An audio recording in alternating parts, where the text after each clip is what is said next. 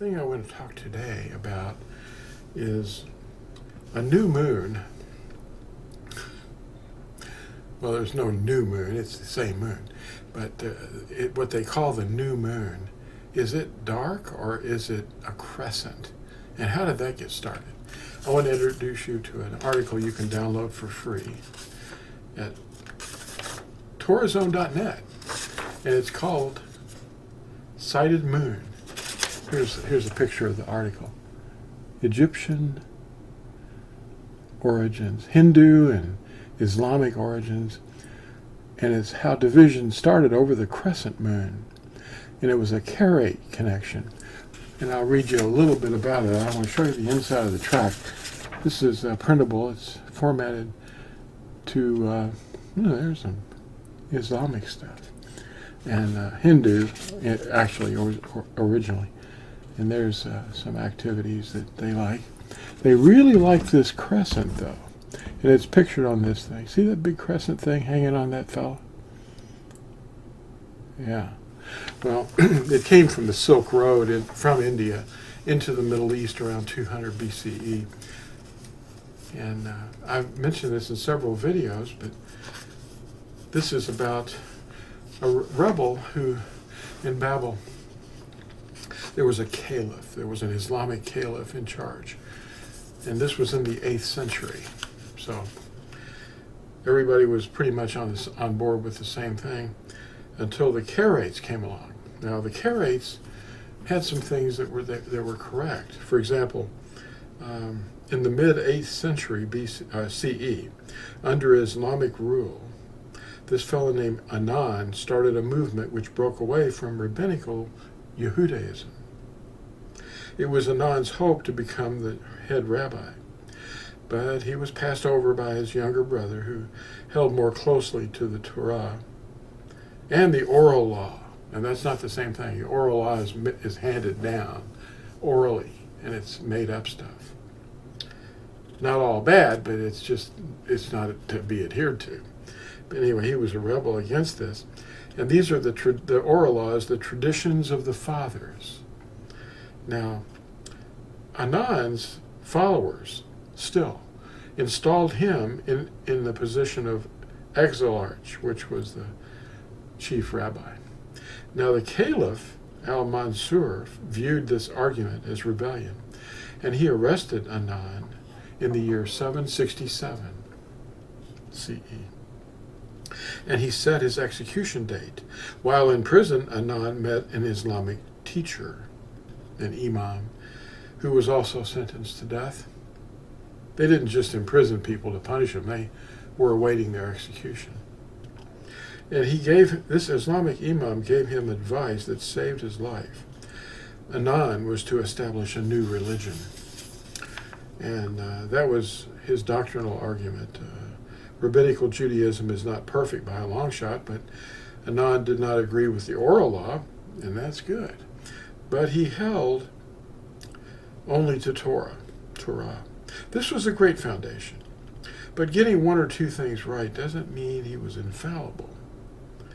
He was also correct about the count to Shabuoth, which Christians observe as Pentecost. They don't know what it's really about. But anyway, it falls on the first day of the week each year. And now, to save his life, Anan had to have a radically different idea to prove to the caliph that his religion was different from his rabbinical Yehudaism brother. With his life hanging in the balance, a seminal movement came to him, and he made the caliph very pleased. He announced that he differed from the rabbinical religion's views concerning the new moon day to set the festivals by. Now, well, that made the caliph really pleased with him, and he announced that he differed from the rabbinical religion's views. Now, Anan stated that the sighting of the new moon was the only way to establish a new moon day. And this was the pivotal issue that changed the mind of the caliph. Now, so he adopted Islam's most prominent activity, sighting the moon with a crescent. And the word crescent isn't in the scriptures, but they set their moons according to the sighted moon. Yehudaism has never done that. It starts with the dark moon. Nobody can know the day or the hour until it's confirmed at sunset when the fully built first day's light appears. And that's the end of the first day. Then the second day begins. Now, there's a whole lot more. I only read you about a fourth of the first page. Now, there's a lot more in here. This little track, downloaded at torazone.net. It's called Sighted Moon. And there's a whole lot to study on that. But these are fairly recent changes. And the interesting thing about Anan was that he was very successful in starting a new sect called Karaism. That's what we call Karaites.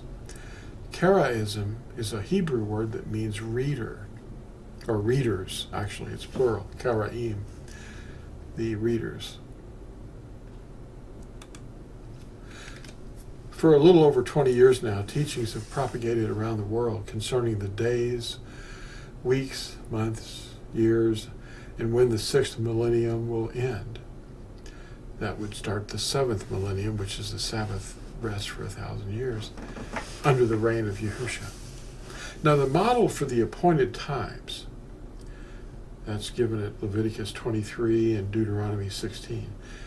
There's a picture that forms in your mind when you see them and read them and live them. And this is what we know as the redemption plan for Yahuwah. And he's active in each one of them. We just observe them. And they look like these. It's the observances of Yahuwah. And they look like this. This is starts with Pesach or Passover. And there's 7 principal ones. And Sukkoth is the 7th one.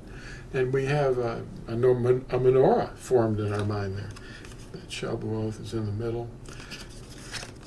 These are studies that you should look into at Leviticus 23. The Sabbaths of Yahuwah begin with the 7th day of the week.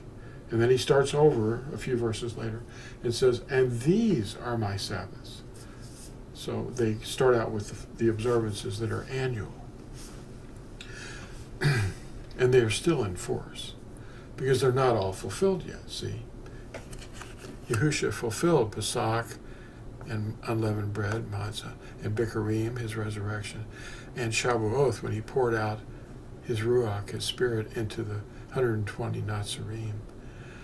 And then we have the fall festivals, and that's Yom Teruah, the day of the shout, and Kafar, which is the 10th day of the 7th moon, 7th month actually, and Shavuot, which is just the full moon to the end. He was born, Yahusha was born on the full moon in the 7th month, and he was circumcised on the 8th day, which is the last great day, the 8th day. Now that means there's other great days. There's the first day, which is a great day, and they're called fat because it's a harvest festival and a celebration, great joy. These are the redemption plan, and we just observe them. It's not something we're doing. It's just something we observe because we love them. Anyway, men have confused it all with their interpretations. The word Kodesh, Kodesh in Latin letters, means renewed month. This is different from the word Kodesh in the sense that it's a Qodesh. The lesser light, which is the word that we use for Yerek, which is the city of Jericho, that was a moon worshiper city. The lesser light is called the Yerek. When you see it in the sky, it's whatever phase it happens to be, it's called the Yerek. It's not called the Kodesh. And it means the moon. Translators have confused Kodesh, with the K, with Yerek. in the translations. And so you're reading and you're going new moon, and it's really new month, Kodesh.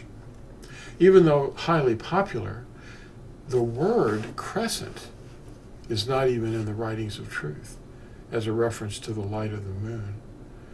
And when we see a crescent at sunset, we're actually looking at the fully built first day's light, confirming that we were now starting the second day. Now, the Yahudim know this, but the Karaim, the Karaites, adopted Islam's crescent around 767 CE under the Caliph at Babel. Remember, Babel means confusion. The dispute is ongoing and was started under a man, Anan.